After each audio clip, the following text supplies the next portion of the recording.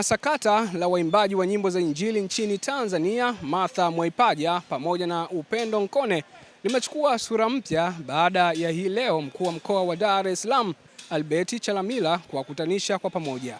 Na hiki ndicho ambacho kimezungumzwa na Chalamila mwenyewe kukibainisha mbele ya vyombo vya habari baada ya kuona wawili hawa wakitrendi kupitia mitandao ya kijamii juu ya mvutano uliopo nyuma yao.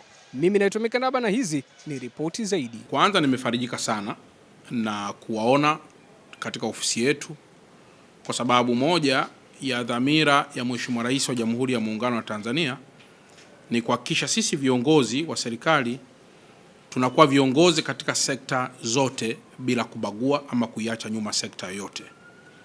Mtafahamu kwamba dada yangu Upendo Nkone pamoja na dada yangu Martha, wote hawa wamekuwa ni watumishi wanaoinjilisha kwa kipawa kikubwa cha uimbaji ambacho Mungu mwenyewe aliwapa. Kwa hiyo hivi punde, siku chache zilizopita, niliona kidogo sintofahamu katika mitandao ya kijamii, lakini nikapata nafasi ya kuzungumza na dada zangu kwa mmoja mmoja, lakini kaangalia dhamana kubwa sana walionayo, na hasa kwa followers wao ni wengi sana, lakini kila mmoja amezungumza mambo mazuri na ambayo kwa lugha nyepesi yanakwenda kujenga undugu na kuimarisha zaidi Injili hapa ndani Tanzania na pengine hata nje ya mipaka ya taifa letu. Jambo la kwanza ambalo ningetamani sana pia kulizungumzia ni kwamba mahali popote kunapokuwa kuna kipaji kikubwa sana ambacho Mungu amekiweka ndani ya mtu, mahali hapo huwa shetani akai mbali. Shetani huwa anaweza kufanya kazi. Yupo mtu anaweza akasema, sasa mbona mchungaji anadondoka, au mbona mwimbaji anadondoka, au mbona askofu anadondoka. Sisi ni wanadamu tu. Hata tungelikuwa na mapambo ya namna gani, tunabaki kuwa wanadamu na ubinadamu wetu, na ndio maana Mungu siku zote kila tunapodondoka tunapaswa kuutazama msalaba na kunyanyuka upya na kuweza kuziomba toba kila mara tunapodhani kwamba tumemkosea Mungu. Kwa hiyo nitoe rai kwa Watanzania na hasa waimbaji wote wa nyimbo za Injili kwamba sisi ni Wakristo, ni Waislamu, lakini ni followers wa mtu yote ambaye Mungu ameweka kipaji kwake. Sisi ni followers wa dada Upendo Nkone, sisi ni followers pia wa dada yangu Martha Mwaipaja. Na mkiangalia kuna hadi waimbaji wengine wako katika taifa jingine huko ambao wametendi mpaka kuiga sauti za waimbaji wetu wa ndani ya taifa letu. Maana yake kuonyesha kwamba wako kwenye taifa jingine lakini ma role model wao wako kwenye taifa letu. Sasa hiyo pia kwetu ni kitu kikubwa sana ambacho kinaweza kaendelea kulitangaza taifa letu, lakini zaidi pia ni kitu kikubwa ambacho kinawezekana kikaendelea kuinjilisha na wengine kubadilika na pengine kuwa watu wema zaidi. Dada Martha aliwahi kuimba wimbo wake mmoja, anasema sipiganagi mwenyewe.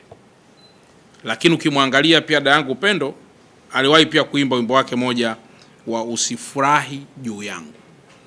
Nyimbo hizi mbili ukiziangalia zinatoa message kwamba unapopata jambo lolote gumu mbele yako, inamaanisha sipigani na upigani peke yako. Lakini dada Upendo anakuja kujibu tena, hata kama wimbo wake ndio mkongwe zaidi, ni kwamba mwenzako yoyote anapopita katika jaribu la aina yoyote, usimfurahie. Usifurahie juu yangu.